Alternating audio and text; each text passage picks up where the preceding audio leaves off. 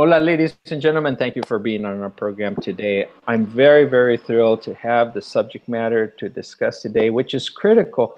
It impacts every person on the planet.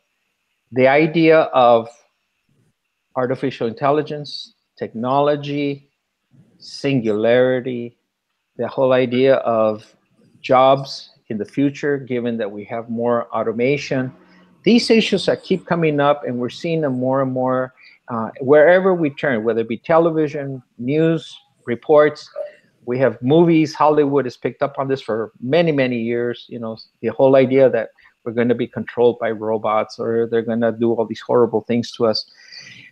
A lot of it sounds like science fiction. I mean, I've been watching Star Trek since I was a little kid, and a lot of it, but a lot of science fiction is starting to become true very, very quickly. It's accelerating how quickly we see the changes.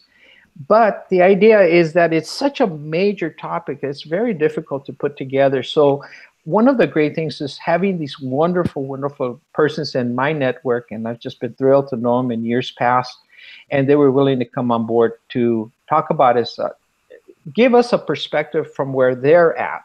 And let's sort of cover a little bit about their background. This is only a fraction, that really, truly a tip of the iceberg. We have our first guest. We'll start with Andre Cuello. Adrián Cuello right now is in Lisbon, or in the area of Portugal.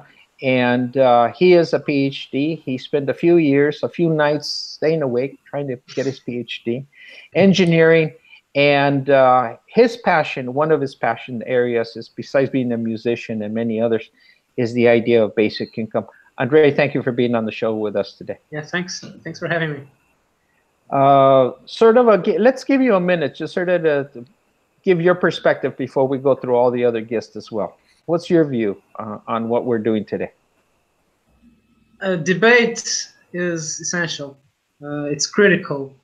Although there are already accumulated research on basic income, and for sure on automation and artificial intelligence and their relationship, people debating is critical to get this issue more generally on people's minds.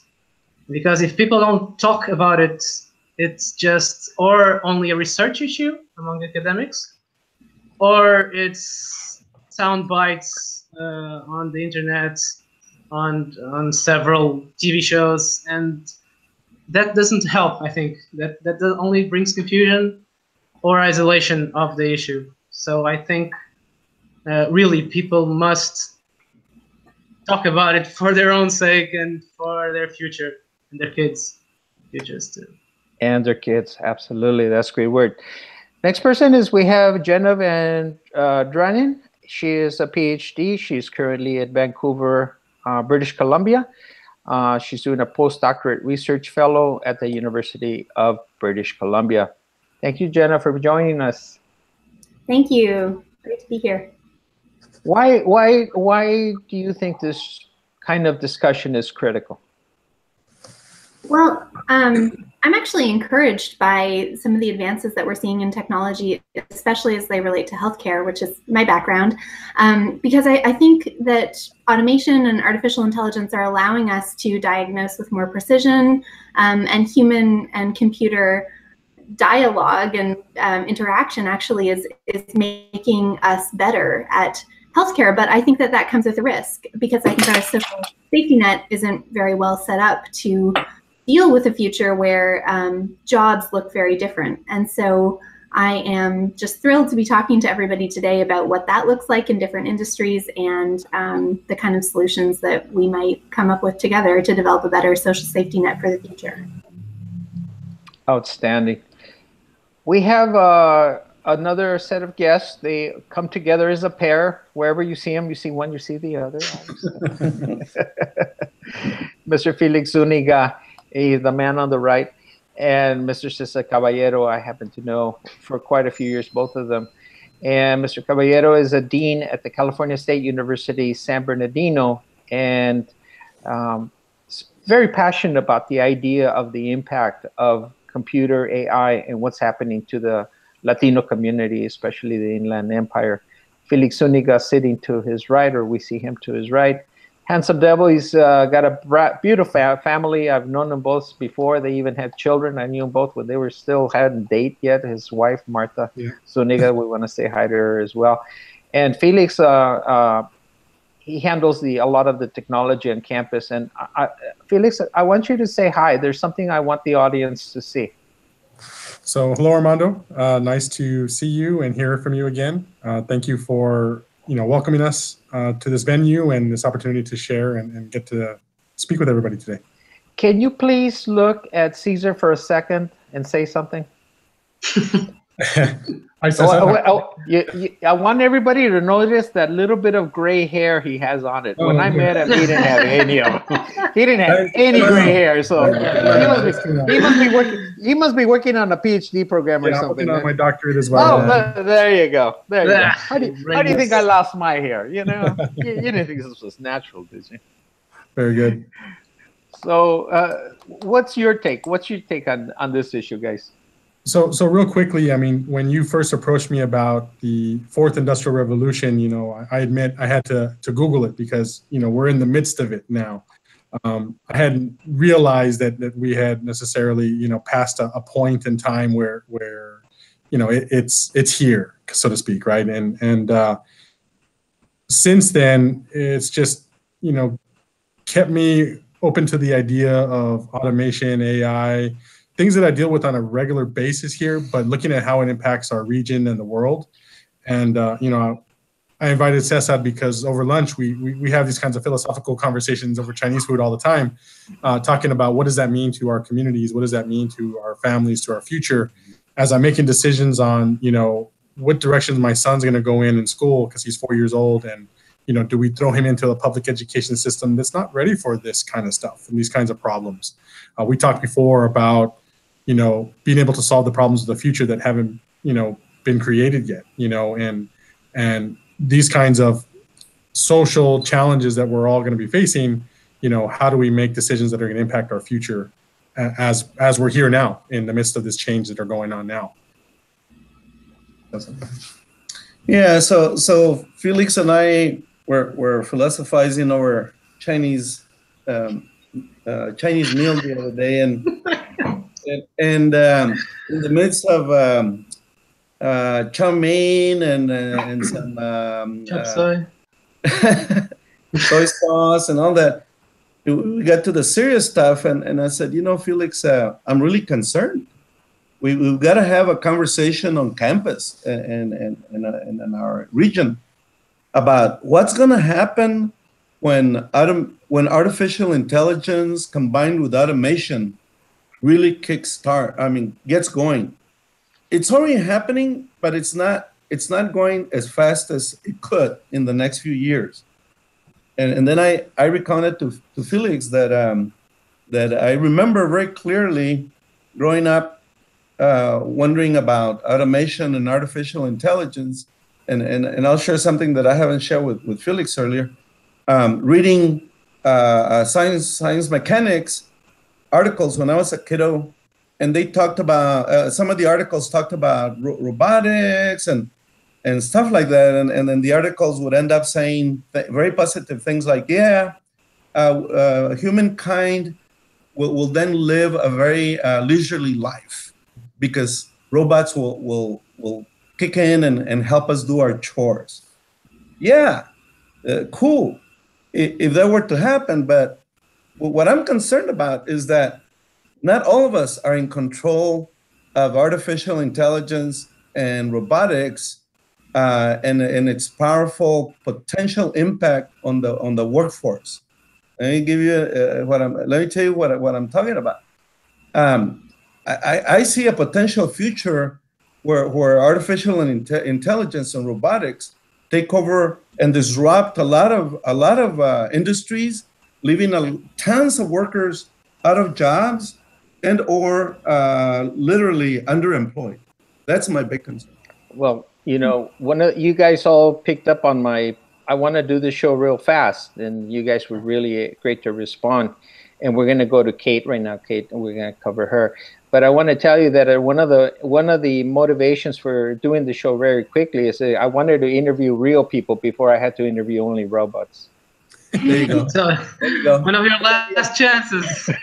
So I had to hurry up, guys, because I don't want to hurry up. I want to interview you guys. Very good. Next person is We'll Kate be McFarland. cyborgs next time. No, you guys are much more better to look at. Human to the bone. We lost Andrea already. God love it. Kate McFarland, PhD. She is also a philosopher. She's into the philosophy areas. And every time I talk to her or we get some emails, I get some beautiful points of view that I never thought of. So let's give her a chance to tell us about what she's doing and why she thinks this show is important. Yeah, so I'm a bit of a skeptic about society here. We've been through these threats, these scares of technological unemployment before, many times over the past century. The 40-hour work week has been standard since the Fair Labor Act of 1938. Think of the advances in productivity we've had since then. We didn't have personal computers back then, let alone AI. Even before that even before the 40-hour work week became standard, there were thinkers who proposed a 4-hour work week and thought that it would be feasible to divide up all of the work that needed to be done into half of what eventually became standard. That standard that has still not decreased despite astronomical advances in technology. And people talk today about an impending crisis of work. We're not facing a crisis of work. We're facing a crisis of culture. We're facing a crisis of imagination, a crisis of humanity, a crisis of what we value. And the fact that we even conceive of technological unemployment as a threat, as something undesirable, is a symptom of this underlying crisis of our value system.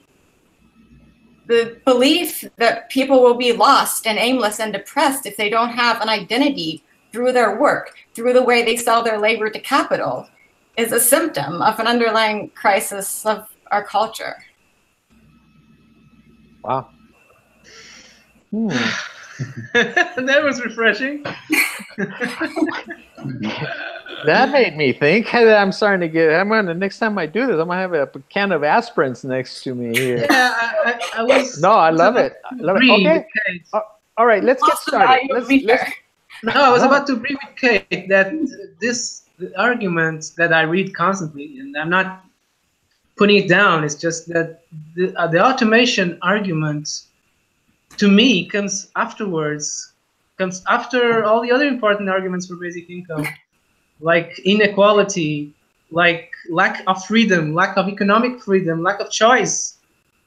People wander around these days stressed out with 3 kids and 2 jobs each and never able to make ends meet. And this kind of life doesn't make sense, especially when we have all these advances in AI and automation and artificial intelligence. So to me, it's just an extra argument that I mean, basic income is already justified by other means. Yeah, and in I my think opinion. a lot of basic income supporters agree with that, and it's mostly among the skeptics and maybe among the popular imagination in general that basic income is perceived primarily as a last resort strategy for dealing with technological unemployment.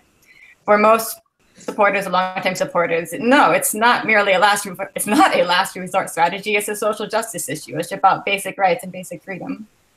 All right, so I think we already started, but let me sort of bring in the viewers. Okay, so today the topic on the table is, are we headed toward a world without work? And so we sort of need to define that area, and then also add on, you know, as we're starting to see, is like, okay, if it is or if it isn't, what options do we have either way? But I'm basically going to throw it on the table. Guys, go for it. We all sort of throw in. Whoever wants to get started, it's a free-for-all. I think the notion that without the future without work is troubling. I mean, it's surely not true. It can't be true. Humans work. They get up in the morning, take a breakfast, and they work. They work because they love it. I mean, we all work. They might work to make their breakfast. They work to make their breakfast, and then they work after breakfast to get some meaning in their lives, to get things done, to get active, and to pass that energy on to their kids and neighbors and friends. Yeah. I mean, I think there's a huge misconception, or at least a very narrow definition of what work means. Right.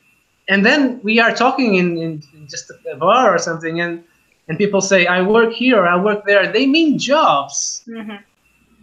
It's for me, a job is only a paid work.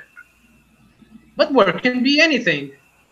I work, 8 hours per day, and I get some money from clients. But then after that, or before that, I also work for basic income activism, or for my writing, or for my music. But it's all work. And so we should put the dice on the table for a broader discussion about work. Sounds to me like you're saying that, if you're doing anything, if I'm taking a nap, it's work. I'm just saying, Go ahead, guys. On a thermodynamic approach, yes. Yeah. Okay. But on a social if you're moving around, that would be dubious. I agree with Andre that one of the biggest issues behind the whole issue or question of artificial intelligence and automation is one of equity and basic income. One of the biggest problems in our world today in terms of economics is that about 1% of the population owns approximately 50% or more of the means of production. And that's a true statement, at least from what I read currently.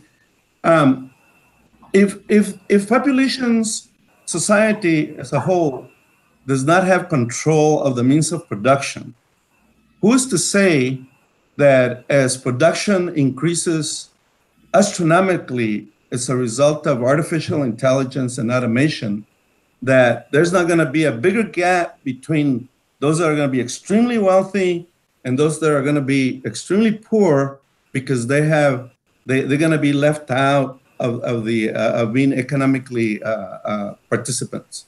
That's the big question. And let me tell you, I'm not making this up just from thin air. I spend my time at the town donut shop talking to people, to working class people, and they share with me their concerns. And one of the concerns that I hear from the lady that used to work in the fields, picking fruit and sorting it and packing it, is that now she no longer has that job because there's machinery that not only helps to pick the fruit, maybe not all of it, but that sorts it out and helps to pack it. So there's less and less labor required at that point. And like that, I believe that a lot of other industries are going to go. Inequality. Of course, that automation makes things more urgent, I should say. It makes it more clear that the social issues attached to automation are emergent and urgent. You cannot displace like 50% or 47% of all workers and not have a social solution for them. That's crazy. I mean, we're not dumping all these people out of the planet. And I see that as part of the big problem. We don't have society currently talking about this issue when it's right around the corner. But I don't see the leaders, I don't see government, I don't see business, I don't see even academics. This is the beginning, maybe. I don't see academics talking about this issue. And we need to prepare the new generation. I'm going to add that these people you have the floor. I was just going to say exactly that you are one of the individuals, for example, Kate, Jenna, you guys are bringing it to the issue. Thanks. I was just going to say, I don't think we can talk about the future of precarious labor without talking about precarious labor right now. And I think that we have very unfair social structures that stratify who gets paid what for what work, and it disproportionately falls to women and to people of color in lower income brackets, and that's not fair and that's not right. And what I hear as we continue to move forward, regardless of whether or not technological unemployment continues, we see wealth inequality continuing. And I think that these trends will play out and will leave certain groups of the population very vulnerable. And so what I see, and what I see the potential of basic income being, and what I hear Kate and Andre talking about that resonates with me, is this idea of decoupling work from income, and decoupling labor from income, because we know that people do all kinds of work and don't get paid for it, and do all kinds of jobs that aren't paid very fairly too. So I think we're at this unique place where people aren't talking about it enough, but there's an opportunity to start talking about it because of technological unemployment. I think we can talk about the way things are now and the way that they are unfairly structured now, and recreate the kind of society that we want to have, because regardless of what ends up happening, people are very aware, I think, some people are very aware of the potential for catastrophic change. So maybe we can use that as a way to say, how are things unfair right now and how can we make them more fair in the future? I mean, we always had incredible imaginations for what the machines will do, or how will we enslaved by all these magnificent intelligent artificial intelligence machines in the future, and you have a roll of films about it. But I think that comes from our subconscious saying, oh, we are bad. Oh, we will be punished by machines because we don't deserve this. I see these movies, and that's what comes up in my mind. That is a negative way of looking at the human being. And I cannot do that myself. I cannot. I can only see our potential and our resilience. We are still here. Think about it. 4 million years after anything resembling a human put feet on this earth, we are still around after wars, plagues, earthquakes, climate change, you name it. We are still here. This is not going to kill us. This is a great problem. There are a lot of inequality, and it's been worse. You know, remember kings? They had a sword and an army, and they killed everyone else. Well, that was worse. Now we have rich people, poor people, but not so many people are dying. So I think we can make this. But about the politicians, you said, oh, they aren't aware of these circumstances, of this inequality. And my reflection is, do we really think they will get elected without 50% of the population? Only with tyrants.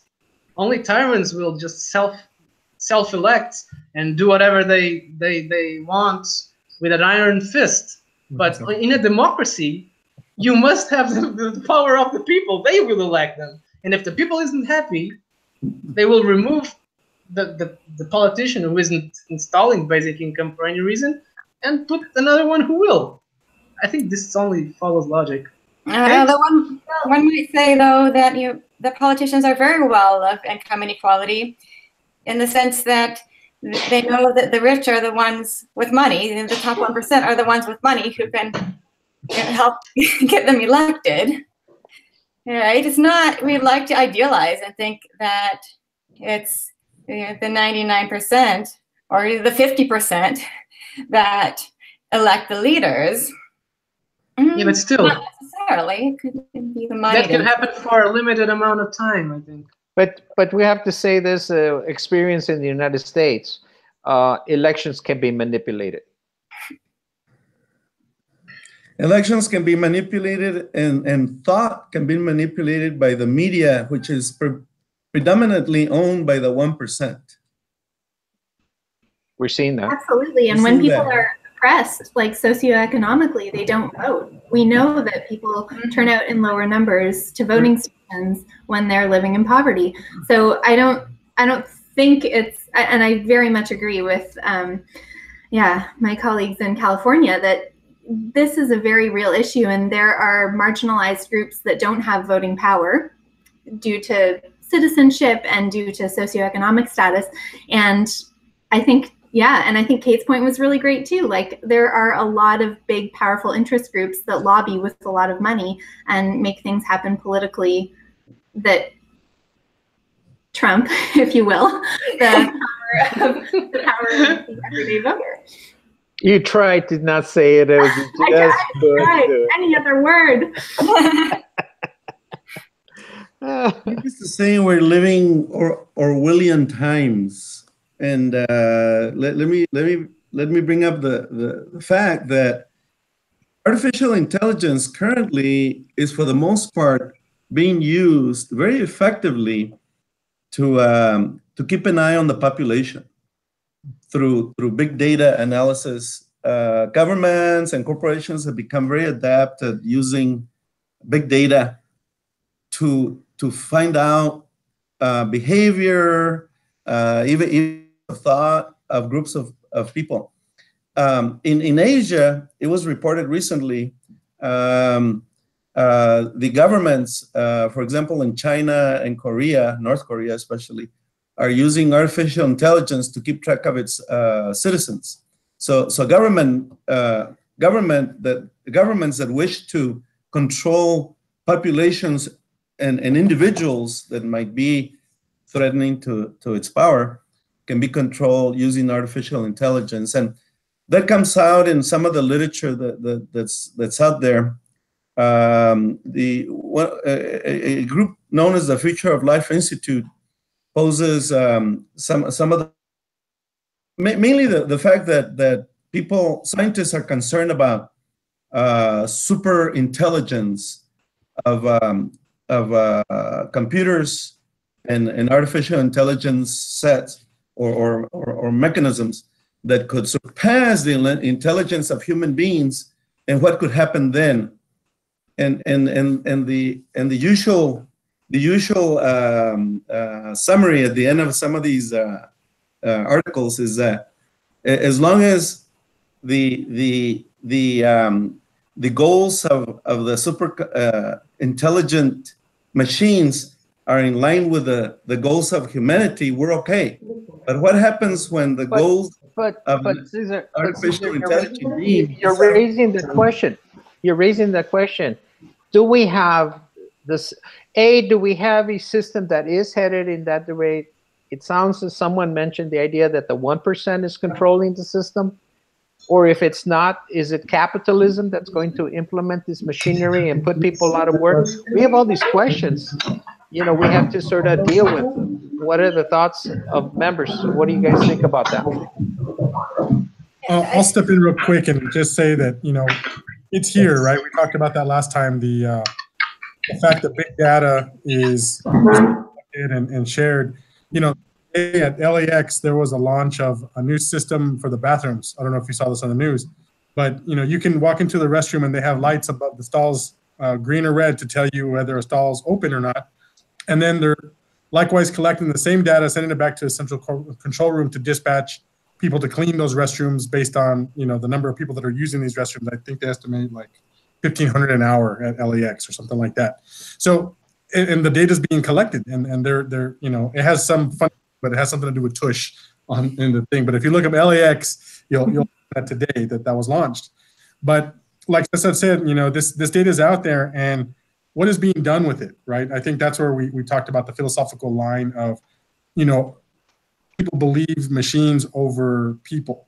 I see it now when you know, I talked to a student a little while ago who had her identity stolen, and she was trying to go to her bank to get, you know, some money to pay her rent. And because her wallet and ID was stolen, they wouldn't believe her. You know, she couldn't produce any amount of documentation because the system said that they can't do these things. And I think it's when we start bypassing those human thought, human interactions, and trusting the machines more, that it becomes dangerous, right? With data, with decisions. There was talk of building machines to judge people, right, in the legal system, and they're talking about building in the bias that is there, and whether that should be done or not. And so are they trying to reproduce the inequality that exists within humans already in the machines? It's just, there's these conversations that are happening consistently. And before I move on, we talked about industry and how these things impact industry. I think we here in San Bernardino, for those who aren't aware of where that's at, we're about 60 miles out of Los Angeles. We're a transportation hub for the world. The port of Long Beach and Los Angeles moves more goods through the world via LA, and then it hits the Inland Empire where we're at and hits a train, a plane, or a truck to the rest of the United States. And so we're ground zero for automation and the introduction of AI and technology and robotics to the transportation industry, which was a stopgap for a lot of the major job losses that we had in our region for our local economy on the last economic downturn. But yet, when more technology comes to that region, that's the prime area that's going to be losing jobs. And when we talk about what kind of jobs it impacts, it's communities like ours, like we talk about, our local Latino community, Hispanic community, undereducated, low socioeconomic status. And so a recent economist that I met talked about predicted job losses that equal the last Great Depression for our area. Automation hits these industries in our area, and we're not prepared for what that means.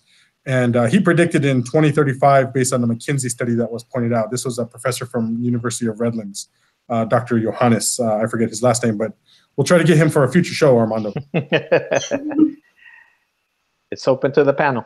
Yep. I think that was a very interesting discussion, and brings out that what's a peculiar issue about automation, about AI, as compared to the past of technological unemployment, is that it's not merely about job loss and not merely about rising economic inequality. It's also about who controls the data, who controls information, who controls media, who can influence outcomes of election, like what we just witnessed with the Cambridge Analytica scandal. Mm-hmm. Yeah. Right? And I thought the point about implementing AI in the courtrooms was also particularly interesting.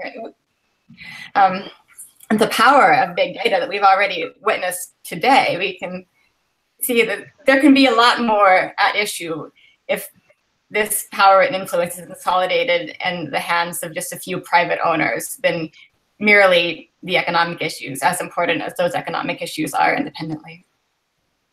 But I mean, I was hearing you guys for some minutes, and I was wondering, are we really going into a kind of 1984 reality here? Yes. Like we're all being surveilled and big data controls. Andre, You mean like on the internet right now? We're all watching each other. NSA is watching us, and they're Andre, we're not going in a direction. We're already there. I mean, okay. No, I got it. There is no alternative, Tina, right? So I cannot put my head around it.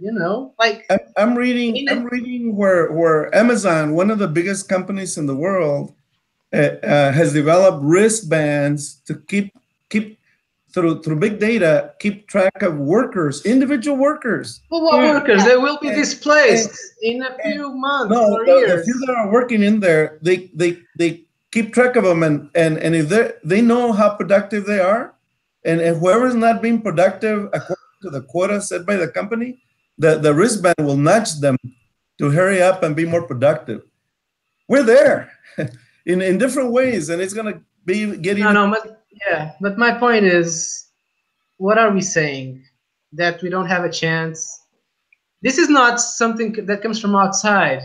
It's not like aliens are forcing us to work more or dispatch a few people that are not productive. this is like this TV show. This is us. This is our job to solve. We created this, and we have to solve it. And so, okay, there are lots of problems. Okay, there is big data, surveillance, crooked politicians, gigantic corporations who own these machines and this data. But without people, where's the humanity? Where is our species? Only this 1% at the top? They make the humankind? I don't get this idea. Because we are talking about the problem. Okay, the problem is here. We have automation, we have displacement, we have job losses. But can we think about solutions? And I think one thing that solutions. Yeah. Public ownership of data. That would be cool. What did you say, Kate? I said public ownership of data. Yeah, I was just going to say data governance. Like there's lots of models that exist, at least theoretically, about how ethics boards could intervene on our behalf and say, Google, before you get this data, you have to tell us what you're going to do with it, and then we'll allow you to have the data from our citizens. And there would be certain use of data permitted for a fee and other uses of data that are not permitted. And that theoretically could be governed by a group of citizens or by the government or by judges or ethicists. And so there are ways that we can do it, but I think we do need to be imaginative. I try not to be the person to throw a wrench into the machinery, but the problem I see right off the bat has to be dealt with is that the data is not necessarily housed in the United States. Mm-hmm. So if you put it somewhere else, then technically the laws of the United States don't apply anymore. If this is all going through the Internet of Things, and it could be sitting in the middle of Brazil, and they're still looking at it and still give us no access to our information in the country. That's where this concept of blockchain maybe now starts having more validity, where it doesn't reside in one specific server or one specific country. It's out there in the virtual world where it's shared, divided up, and reproduced, and it's not owned per se by anyone specifically, but we're barely at the tip of that. A lot of the conversation, and especially Andre asking whether, by the line of his questioning, I gather that he's suggesting that the situation is not hopeless. I agree that it's not hopeless, but it assumes that populations in the world, not just the United States, are well educated, live in a democratic society that can influence governments and institutions to act ethically and humanly. Currently, I have to say that's not the case. We have huge numbers of terribly uneducated peoples, not only in the US, but throughout the world. Governments have proven to be extremely unethical. Corporations don't seem to care as long as the bottom line is what they get. So as far as future thought, I'm hopeful, but current society, I'm not that positive about the outcomes. I'm really worried. We're a very resilient people. Yeah. There were actually, I read recently some ideas, I think, about using blockchain to pay a basic income to people based on their information on sites like Facebook or Google and others, because data belongs to people. It's they put data in the internet. So if these companies are using them, they should pay for it. That's only fair. And so the idea of this guy, I don't remember his name, was to get that money that belongs to people and divide them equally as a basic income. Don't know if that would be a basic income, enough for basic necessities, but at least it would have the same principle. It would be divided unconditionally, because my data is not more valuable than my neighbor's data, I'm sure. And so, what do you think about that idea? I'm not sure if this is the same proposal that I have heard of, but I have heard of this idea that Facebook and social media, other companies that take our data and sell it to advertisers for profit, ought to be levied some kind of fee on their profits, and that then distributed as a dividend or a type of low basic income to individuals. Is that what you're talking about, Andre? Yeah. Yeah. Okay. I actually quite dislike this proposal because I feel like when a basic income, a citizen's dividend is created in this way, it's more like some kind of bribe to allow people to try to get people to consent to the continuation of a practice that simply should not be allowed. It's not that we are owed money for the sale of our personal data to advertisers. It's that companies shouldn't be selling our personal data to advertisers. I mean, I would argue we shouldn't have advertisers. This process needs to stop. We don't need to be given some kind of bribe money to help console us or pacify us while it continues. Yeah, I can agree to that. But then the question comes, and probably it's running through your minds right now, where does this money come from? How are we going to pay all these people? For the basic income? Yeah. Well, eight people own half of the world's wealth, so I think if we have redistribution, we're good. No, I just thrown up the question. Yeah. I need a bottle of aspirin with you guys. I'm loving this stuff. I'm trying to figure it all out. I'm at a daze because I'm seeing all this undertowing subjects, but they're all critical. They all cross over to each other. So I guess to try to sort of wrap my head against what you're saying, let me go back to the original point. Are we headed toward a world without work? I don't think so. I think we'll have work. However, as I said earlier, work will be divided in a very, if we keep going in the direction that we're going as a society, as a world, we'll have work that's divided among people who are the intelligentsia, the technocrats that control the artificial intelligence, automation, and the means of production, and the people who have been marginalized in almost completely outside the realm of participatory economy, marginalized to live a very, very crude, poor life of deep, deep poverty.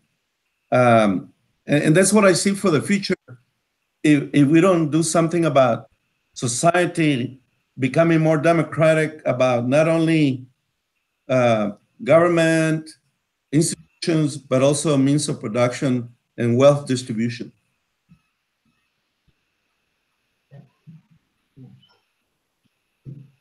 Well, when I think about financing for basic income, of course, if money is so inefficiently distributed and the richness is so unequal between people, then the obvious, most immediate thought would be, okay, let's just get the top of the mountain here and distribute it through the rest of the population. Of course, that's more easily said than done. But taxes, it's a practice we already have in most countries, more or less democratic ones, but taxes exist more or less everywhere. And that's a way to actually redistribute resources, not only money, but resources to live a dignified life. And we may discuss, oh yeah, well, taxes are not well used, or resources are not well distributed through taxes. But at least I think I'm thinking about the reality here in Portugal, that it's never been perfect, and taxes are not very well spent. I feel that I pay like 50% of everything I own, and then I don't see a 50% return from our government. But I also know that they are spending some of that money in the poor segments of the population, not through basic income, but through all these piecemeal benefits that are so bureaucratic that some people don't even get them because they don't know how to fill in the papers. But it's a step. I think it's a positive step to basic income, to have all these structures already in place, and they can be used. I think they can be changed to take out conditionality, take out barriers to the money that it's already being distributed, but in a conditional way. So, in a nutshell, to get some more money by force, it has to be by force because all these rich people, they're not giving this money up. They're not. So, but the taxes are always enforced in a way. The government applies how do you say, punishes in a way people who don't pay taxes. They will pay more later, or they end up in prison at some point. So it's a matter of enforcement. I'm all against violence, but if they're not forced to pay taxes, they will not pay taxes. And so I think it's only fair. We're coming to the close of the show, unfortunately, and so I'd love to hear the closing statements from each one of you. And I'm just randomly going to pick someone. Kate, you go first. So you asked again to come back to this question of, are we headed towards a world without work? And I do want to return to the point I think Andre raised earlier, that it depends on how we're defining work, which is an ambiguous term.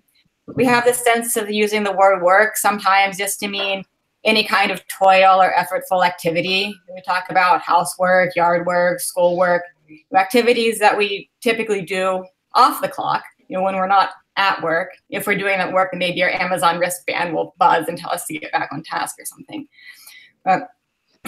And we have this sense where work requires effort, but it's not necessarily paid. Then we have another sense of work that just means that segment of our life that's carved out for the purpose of making money. Right? We go to work at 9, we leave work at 5. And as I mentioned, if someone asks what you do for work, they're asking what your job is. Now, when we're talking about are we headed towards a world without work, most people, policymakers, economists, are interested in work in the second sense. And whether we are, as I mentioned in my opening statement, I think depends on our imagination, what we want as a society. Feasibly, we could imagine a society in which we do have robots to do almost all of our work, but we have this kind of like a Jetson society where we're all George Jetson and we go into our office and sit there, but all we have to do is push a button while the robots do all the work. Yet nonetheless, we have this conception that everyone needs to go to the office, that jobs still exist for everyone, maybe 40-hour week job. This has been standard for 80 years now. I don't think I think that we should shift to trying to envision, if we're being sci-fi, more of a Star Trek future than the Jetsons one, where people do work. They work to improve themselves and humanity rather than for money, because we can embrace technology and live in a society of abundance where machines can provide for us, and then we can pursue what's good in itself. Of course, that demands more than a basic income. It demands other institutional changes, like changes in education, that people can learn that there really is more to life than working at a job. We do have a crisis of imagination, a crisis of leisure, where I don't think that just handing money to people is going to allow them to reimagine lives outside of the workplace if their identities have been caught up in their jobs for many years. Thank you very much, Kate McFarland. That's a plus. Oh, we're gonna put Felix next on the podium and let Felix. Are we headed to a world without work? I don't think so. I agree, not yet. It's not going to happen overnight. It's going to be change decision by decision. Kate, the work that you talked about, working the betterment of humanity. That's what I think we end up doing in our spare time, the time that we don't get paid for, because right now I have to work to pay the bills, and then my after hours work is, to help my society and to help my family, in this community to grow. It's here. Like I do agree that this world of technology is here, and we're moving on to that next level of, what we do with the data and the information that's out there, not so much the tech. And, we have to embrace it where we can, because I think, as we talked about society earlier, I do see an investment in, public good, public education, public health, public transportation, anything that's public, because basically the color of the public has changed over time, and who consists of that public, is not the priority of those who are running these systems nowadays. So I think we have to be aware of that and keep the humanity there, like we talk about, and we talk about a greater good and how we use technology to enhance lives and enhance education and health and work towards that. But, not, we have to stay ahead of it. We have to stay ahead of it and keep the humanity in there as well. Thank you, Felix. Let's give it over to Andre. Well, let's see something that I haven't said yet about the future work, future without work. Well, we wouldn't be human if we got there. Into this future without work, we wouldn't exist, I think. If just the idea of having the machines doing everything we do today, and then sit on the couch all day, I don't know, looking at the phone or seeing TV shows, that isn't a valid future. We are not like that. There are exceptions, but these people who actually do that are troubled. That's not to diminish them. It's just they had problems in the past, and that's the way they deal with it today. But I agree with what Kate said. We embrace technology, and what Felix said too. To embrace technology, and in the future we will work on other things. We will work on, I don't know, science projects or artistical endeavors, or just take care of an old parent, or we'll do other things that we're not doing today, unfortunately. But yeah, we will continue and work in the future. Thank you, Andre. Oh, wow, so much to think about. Jenna? Yeah, I think that we will continue to see a world with work, but as pretty much everyone else has said, that's going to change in some way. And I see us at a crossroads where I'm having a hard time predicting if it's going to be the creative revolution that frees us from capital labor as we know it, or if it's going to be the, really depressing version that further stratifies society in the unfair and unequal ways that are already stratifying society, the way Cesar was saying. And so I think, like I started the talk saying that there's some interesting changes in healthcare, and I think that some of the positive changes that I've seen have been really great. I mean, there's a Harvard study that talked about pathologists that used to diagnose breast cancer cells with 96% precision, and now with the help of AI, they can diagnose with 99.5% precision. And so I think we can increase betterment of society with the use of technology, but only if we pursue and then that will benefit us all very greatly, but only if we pursue the path that allows everyone to have enough income to live, and to live joyful, good, full lives, and doesn't repress a huge proportion of the population. So I want to see Kate's creative version coupled with technology that really allows us to live better, healthier, happier lives. But I think that's not possible in our current system. because we do have a lot of people who are very disenfranchised and oppressed, and a lot of people who are very powerful because they disenfranchise and oppress people. So I think we need, in addition to this creative uprising, I think we also need some kind of social uprising to really say that we're not protecting people the way we should as a society, and we need to value and prioritize that, and it's a matter of human rights, not just a matter of work and labor, because it's already precarious, it's already unequal, and it's going to get worse if we don't do something about it. Yeah, we're going to go to Caesar. Caesar will be the last person, but I have to respond. You know, and the one topic we didn't touch at all, but it's out there, sort of the elephant in the room, is the idea of not only how this is disenfranchising minorities and persons who are already poor, but we never even touched about women. That we've got to come back to that one. You know, how this is all impacting women as well, especially since there are more single moms now than ever before. I'll stop there. Caesar. I would like to say that I remain very optimistic about what humans are capable of doing, humanity is capable of doing, even though a lot of us are sounding the alarm regarding these new powerful tools. Artificial intelligence and automation remain powerful tools that can be used by humanity for good, for the good of humanity. We need to be careful that we continue to democratize education, we continue to democratize society, and certainly our governmental structures, which are in great danger of losing their democratic nature, not only in the US, but throughout the world. So yes, I'm optimistic. We just need to be careful about how we control tools in our society.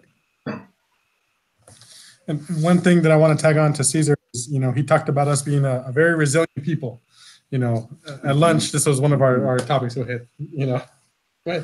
I was sharing with Felix that as far as people who have been disenfranchised and continue to be disenfranchised, Mexicanos, people of color on this continent, we have struggled for over 500 years. And the 500 years of struggle have made us extremely resilient. Therefore, it's an optimistic statement to say a lot of people who are struggling now as being disenfranchised are resilient enough to survive the onslaught of what's coming up in our current years, even as Orwellian as the era is. So I'm optimistic. I guess I get to close the show a little bit, and I'm learning from all of you. And let me do this. Having just traveled, my wife Trini and I, to all the continents, I have to say this. If there was no automation, if there were no robots, if we were all making our income from work, we're already in trouble because there's 9 billion people on the planet. That number is growing. And I don't think there's enough work to go around to everyone that needs work, my opinion. Secondly, the other problem that I see is that automation, whether it be in some form or another, is reducing the number of job opportunities. And sometimes I heard words or phrases that seem like regional and local, which we want to talk about. But on a global scale, I think the number of jobs is being reduced. And so we sort of have to balance the world versus the local. I think Felix said it. Yes, you know, we're talking about the impact of the economy in a local area, i.e. San Bernardino, but he's talking about the traffic that's coming globally, you know, on ships and how it's going to be transported. So this is the beginning of the discussion, and I love what you guys are doing, because Andre being in Europe and being in Canada, being in the United States, and we're not all in the same city, it forces us to see it from our own perspective. Some of you are from librarians, and there's the medical, and then there's the professorship, and then there's postdoctorates. So you're all seeing it from a whole different ballgame. And it looks like a very unsettling puzzle where I didn't walk away with any clear picture or answer, but you definitely stirred all my curiosity about it, and I think that's important for us to continue doing. And it couldn't have been done without the 5 of you, so an applause to you and your time. Thanks for having us. Thank you, Armando. Thank you. Thank you. We enjoyed the conversation. It's excellent. You guys are wonderful. Ladies and gentlemen, thank you for being on our program. This is the first of a series of the 4th Industrial Revolution. I think we need to come back on the issue of how it's impacting women, how it's impacting different parts of the United States, how it's impacting other countries, especially from your points of view, and how it's impacting you in your own personal life. And this is a show that we will continue to do. Thanks to all of you, because you're all leaders. Thank you for your time, for sharing your insights. And thank you for the viewer for being with us. And start scratching your head, have a little aspirins on the side, and start dialoguing about it. This is really critical. Adios to all of you. Thank you. Adios. Bye, Armando. Okay. Thanks. Take care. Bye. I'm Armando F. Sanchez. You can contact me at lsacnational@hotmail.com. And again, it takes leaders of the world who want to stand up and talk about it. There's not always clarity, but it's important to talk about. With that, thank you very much.